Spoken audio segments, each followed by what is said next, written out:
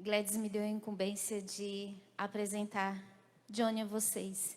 E é uma grande honra para mim, porque conheci Johnny através do Ministério da Universidade da Família. Nem lembro qual dos cursos, mas a partir da Universidade da Família, Deus me deu uma amiga.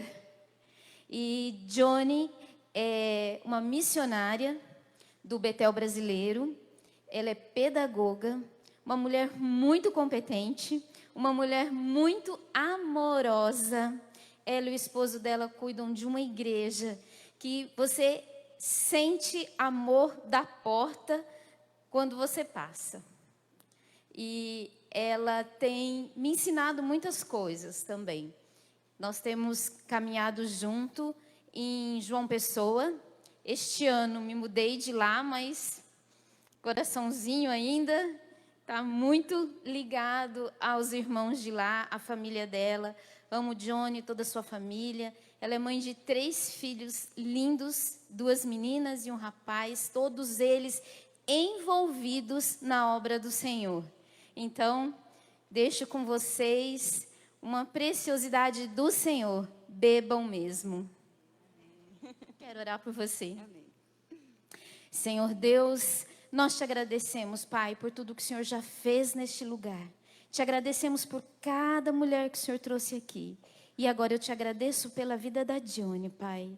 Muito obrigado, Senhor, porque o Senhor nos aproximou em amor e em serviço ao Senhor.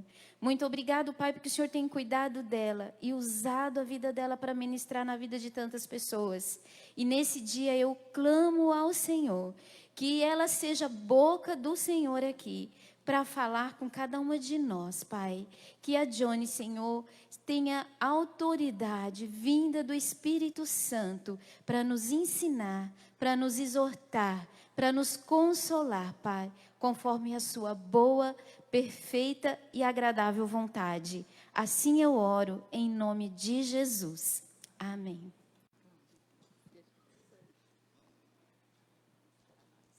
A graça e a paz do Senhor Jesus. Louvado seja Deus. Que privilégio, né, de estarmos aqui reunidas e podermos compartilhar da palavra de Deus, aprender, absorver, mas principalmente sair daqui e fazermos algo diferente com a nossa vida e com toda a nossa família. O quanto Deus já falou, não é? Meu Deus, que coisa linda. Primeiro, eu gostaria que você pegasse sua Bíblia, pegasse seu crachá, um do lado do outro, porque nós vamos trabalhar um texto. E eu queria que você abrisse no livro de Isaías, capítulo 5. Isaías, capítulo 5. E pegue seu crachazinho, deixa aberto aí, em uma das faixas que tem escolha perdoar. E a partir do momento que eu estiver ministrando, o próprio Espírito de Deus vai falar ao seu coração e você vai anotar aí. Amém? Bem, Isaías, capítulo 5.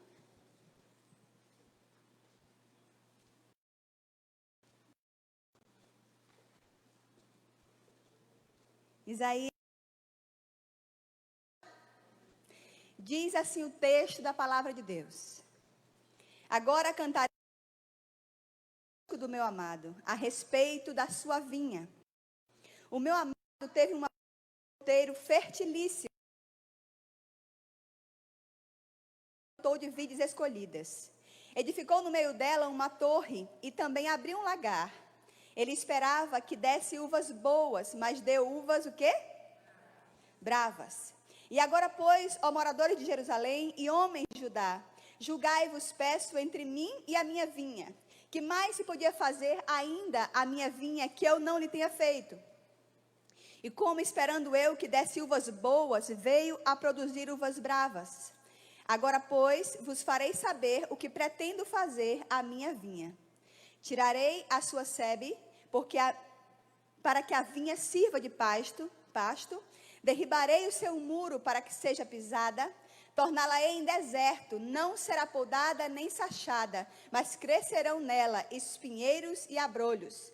As nuvens darei ordem que não derramem chuva sobre ela, porque a vinha do Senhor dos Exércitos é a casa de Israel.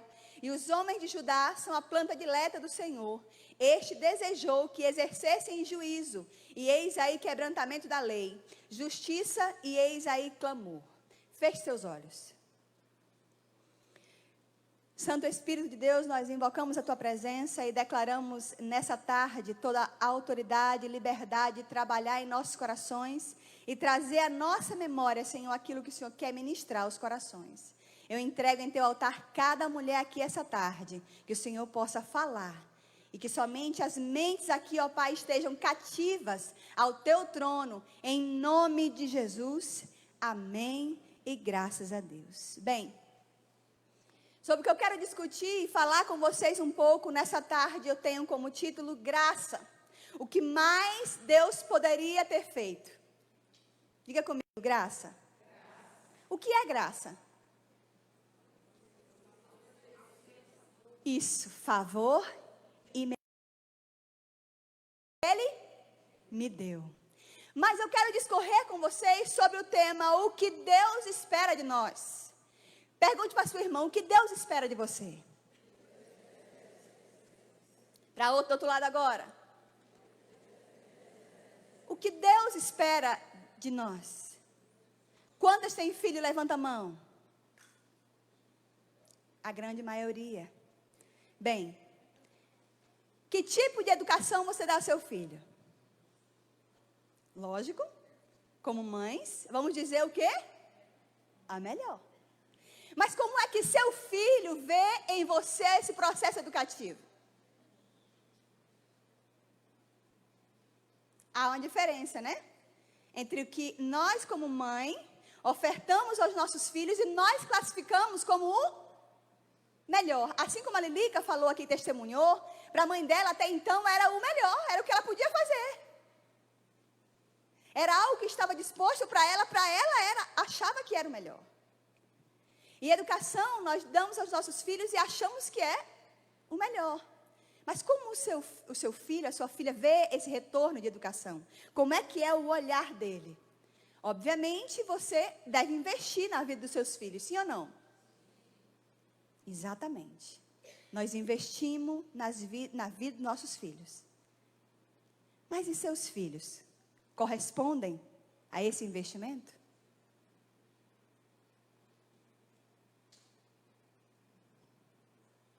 Bem, voltando para o texto de Isaías, capítulo 5, é sobre esse assunto que eu quero discorrer. O que Deus investe em nós, nós precisamos corresponder a esse investimento. Bem, o texto de Isaías, capítulo 5, ele nos apresenta uma forma poética muito expressiva. Esse texto é um texto de uma parábola, das poucas parábolas que há no Antigo Testamento. O profeta, ele introduz um cântico em meio às suas palavras proféticas no livro de Isaías. Mas ele vai tratar, no foco dele,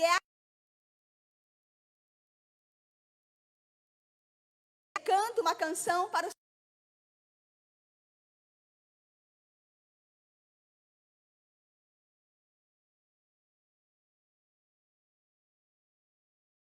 notar que no capítulo 3, volte aí uma página, o verso 14, já vinha tratando sobre esse assunto, Deus falando. Verso 14, capítulo 3, diz assim: o Senhor entra em juízo contra os anciãos de seu povo e contra os seus príncipes. Vós sois os que consumistes esta vinha. O que roubaste do pobre está em vossa casa. Deus já vinha falando sobre essa vinha e o que estava acontecendo com essa vinha. E Deus já estava dizendo que essa vinha não estava correspondendo àquilo que Deus esperava dela.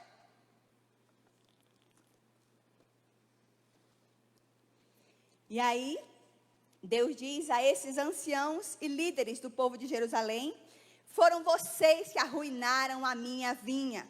A vinha quem é? O próprio povo de Israel. O próprio povo de Israel era a vinha do Senhor. Verso 1 do capítulo 5. Agora cantarei ao meu amado o cântico do meu amado a respeito da sua vinha. O meu amado teve uma vinha no outeiro, o quê? Fertilíssimo, diz a minha Bíblia. A vinha era num outeiro fertilíssimo, ou seja, numa terra excelente para plantar. Tinha como errar? Não tinha. Era impossível. Então, a encosta de uma colina fértil é um lugar ideal para um parreiral. O que é um parreiral? Parreiral é um lugar onde se planta, né, um monte de pés de uva. É um agrupamento de plantação de uva. Então, era um lugar excelente, perfeito, para se plantar um monte de uva. E aí diz o texto que ele tinha uma vinha, o seu amado nessa vinha plantou ela e tinha uma terra fertilíssima para propor ela a ser posta esses pés de uva. O profeta aqui está fazendo um contraste, né, entre as abundantes dádivas de Deus e os resultados frustrantes que podem acontecer. Bem, o verso 2 ele vai dizer, pegou essa terra, sachou a terra, limpou das pedras, plantou de vides escolhidas. Edificou no meio dela uma torre e também abriu um lagar. Ele esperava que desse uvas boas, mas o resultado foi drástico. O que deu? Uvas bravas.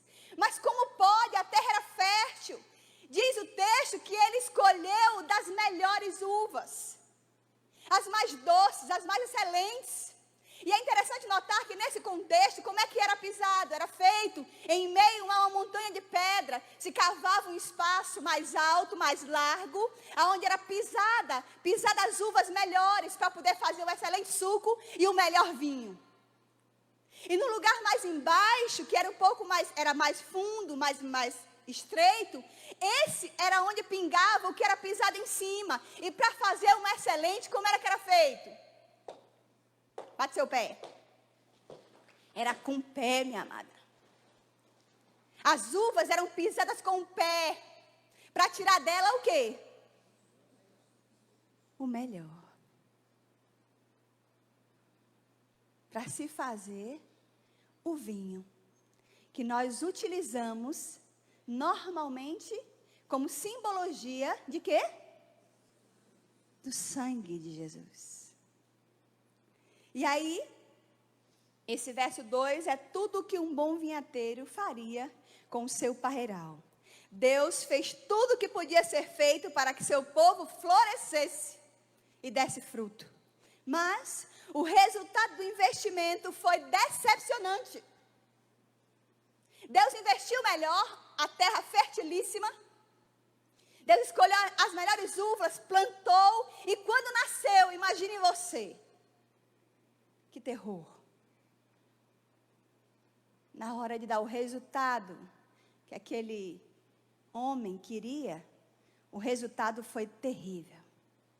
A uva que ele plantou, que ele cuidou, tirou das pedras, derramou chuva sobre ela. Na hora do resultado, diz o texto que eram uvas bravas.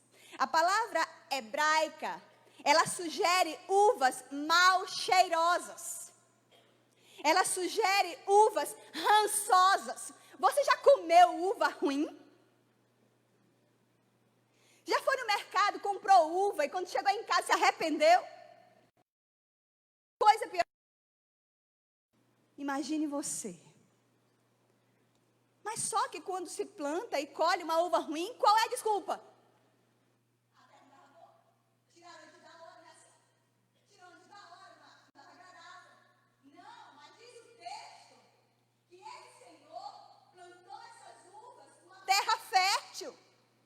Limpou a terra já era fértil por si só. Plantou, limpou das pedras, fez lá, escolheu as melhores uvas, plantou lá. E quando ele plantou, era óbvio que iria ser excelente a melhor uva. Mas diz o texto que não foi assim. Por que não foi assim? O verso 1 e 2, ele mostra que o investimento feitos por esse Senhor a essas uvas era um investimento generoso, era um investimento inteligente, era um investimento adequado. O verso 3 e 4, ele vai refletir um outro olhar diferenciado que ele quer trazer e dizer, se agora eu plantei numa terra fértil, Se eu dei o melhor que eu podia, se eu fiz tudo que era excelente e veio a produzir uvas bravas, aí diz esse Senhor, agora vamos entrar em juízo nós dois. Vamos ver qual é o problema, se é da terra ou se foi meu. Diz o verso 3 e 4. Agora, pois, ó moradores de Jerusalém e homens de Judá, julgai-vos, peço, entre mim e a minha vinha. Que mais se podia fazer ainda a minha vinha, que eu não lhe tenha feito? E como esperando eu que desse uvas boas, veio a produzir uvas bravas. Como? Agora entra aqui comigo em juízo. Aí esse Senhor, como num tribunal, o Senhor conclama agora o povo de Jerusalém. E jurados, Deus fez.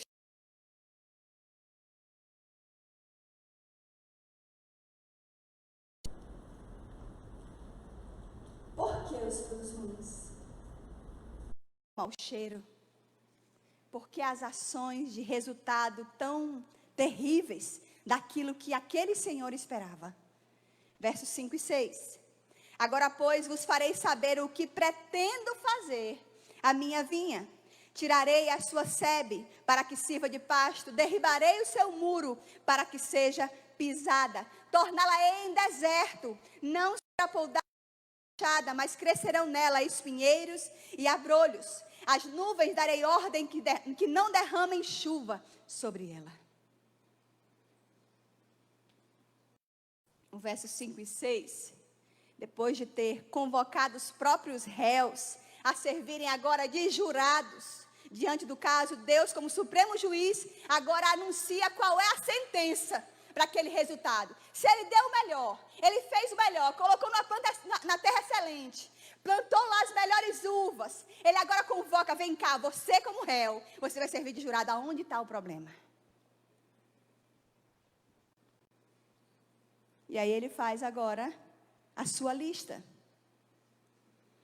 Agora vos farei saber o que pretendo fazer a minha vinha. Eu a tornarei em deserto. Por quê?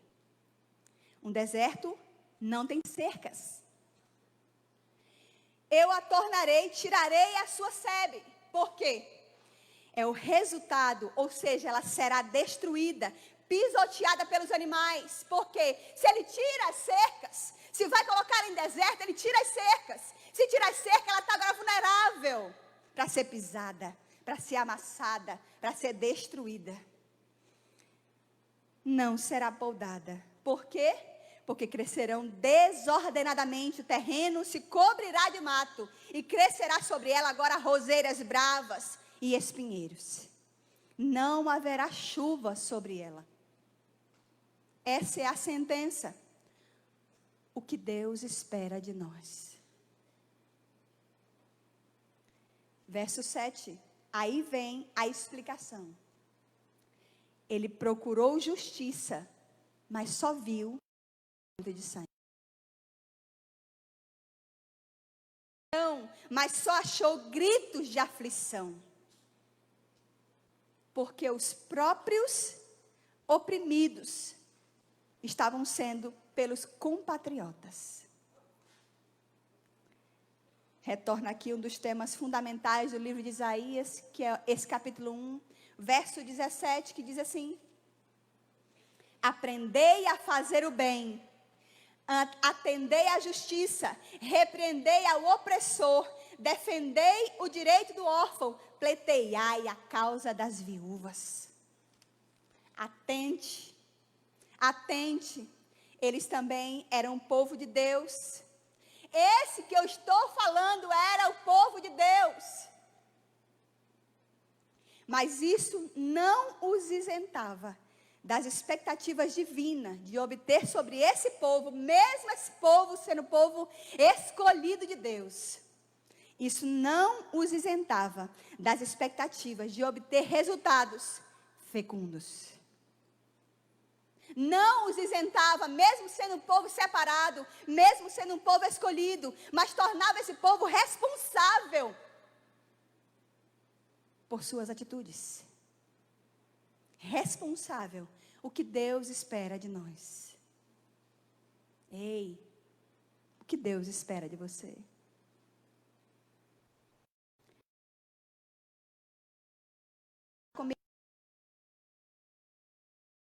Capítulo 6, verso 1.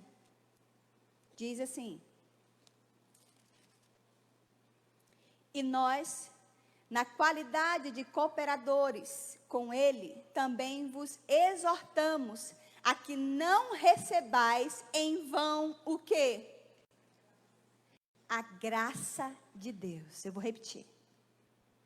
E nós, na qualidade de cooperadores com ele, também vos exortamos em vão a graça de Deus. O que é a graça mesmo que falamos? Favor imerecido. Como a graça, ela pode ser recebida em vão? Como isso acontece? Não é a graça a manifestação da bondade e do perdão de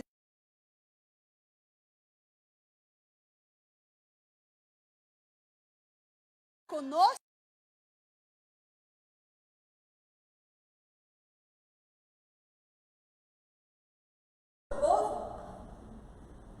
O que Deus espera de nós. Aleluia. Essa graça, ela não só nos aceita, como essa graça também nos transforma. Aleluia. Falar sobre perdão. Aleluia. O número de divórcios tem crescido exorbitantemente. Por quê?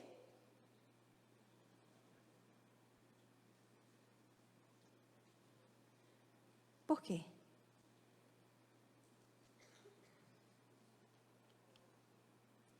O Senhor espera que perdoemos como Ele nos perdoou. A quantidade de famílias dilaceradas pela falta de perdão é enorme.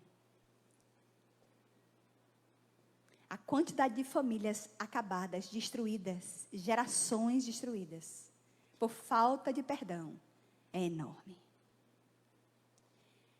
Ei, minha irmã, você que veio aqui, que o Senhor te trouxe. O Senhor marcou esse encontro com você. A vinha era no outeiro fertilíssimo. Escolheu as melhores uvas e plantou lá. E o resultado qual foi? Uvas bravas, uvas ruins, uvas podres, mal cheirosas. O resultado foi terrível. E o que é graça? Favor imerecido. Eu não mereço e Ele me dá. Qual é o problema que nós temos? Aonde está o erro? Não, minha irmã, é no meu marido. Você não sabe. Você não convive com ele. Não, minha irmã, o problema está na minha mãe, no meu pai, no meu tio.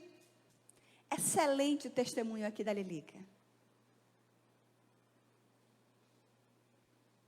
Ela tinha N razões para não perdoar.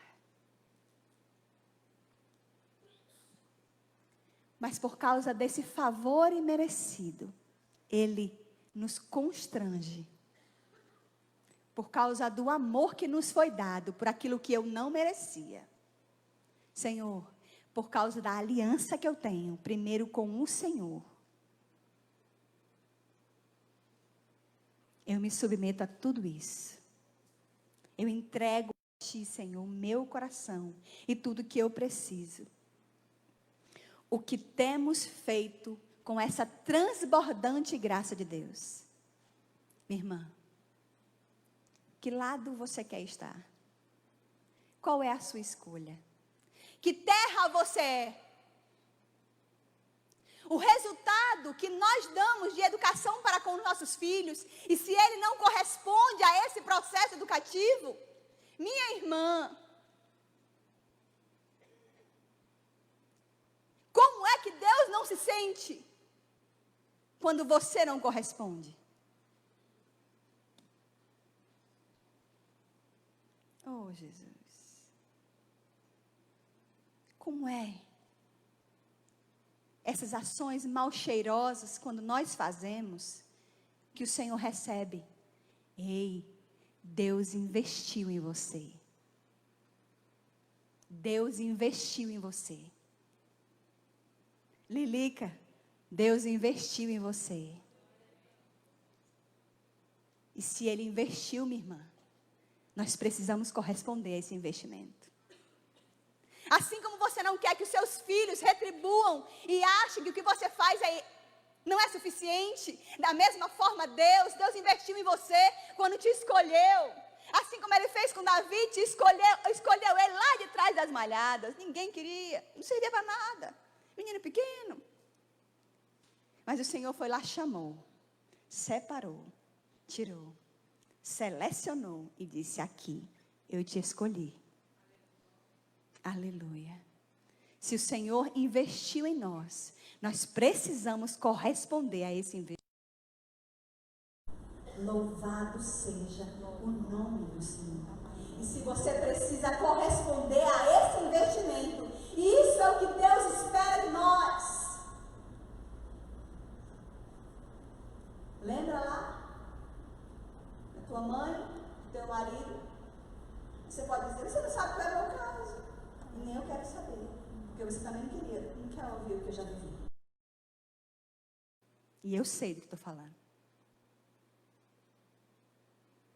Perdoar não é servir-se de algo bom porque você está dando algo bom ao outro.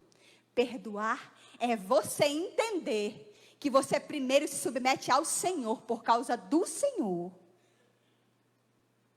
é que você faz. Aleluia. Qual é o histórico que você quer? Permanecer com o mesmo histórico de família? Quantas divorciadas? Quantas aqui tem família? Alguém na família que divorciou? Levanta a mão, pelo amor de Deus. Levanta a mão, levanta a mão. Gente. O que nós não podemos fazer é ser participantes disso, nem muito menos contribuir com a nossa boca. Aleluia. Não podemos contribuir com a nossa boca, que possamos levantar a bandeira. Minha irmã, reveja, minha irmã, ore. Venha cá, eu lhe aconselho, eu ajudo você, eu acompanho vocês dois. Lute pelas famílias. Comece por você. Comece pela sua casa.